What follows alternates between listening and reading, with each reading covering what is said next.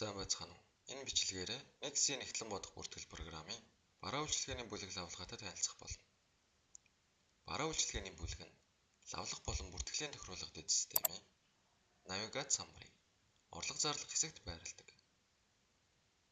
Уг лавлгаа нь борлуулалтын орлого дансны дэд дансны үүрэг, үйлдвэрлэлийн зардал хуваарлах болон Т02 буюу аж ахуйн нэгжийн орлогын албан татварын тайрлангийн орлого хэсгийн мэдээллийг бүглэх зорилгоор ашиглагддаг. Ингээд шинэ бараа үйлчилгээний бүлэг үүсгэхэд ямар мэдээлэл оруулахыг харцгаая. Эхлээд нэрээ оруулж өгнө. Жишээ нь засварын үйл ажиллагааны орлого.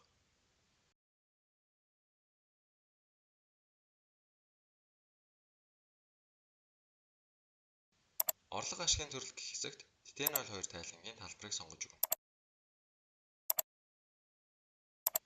Үүний дараагаар эдийн засгийн үйл ажиллагааны ангиллыг зааж өгнө.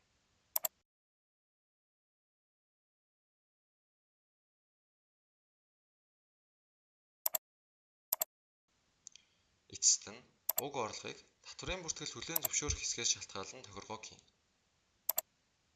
Бараа үйлчилгээний бүлэг лавлгааны хүснэгт хэсэгт уг бүлэгт хамаарах бараа, материал эсвэл үйлчилгээ зэргийг холбож өгөх боломжтой боловч заавал шаардлагатай талбар биш юм.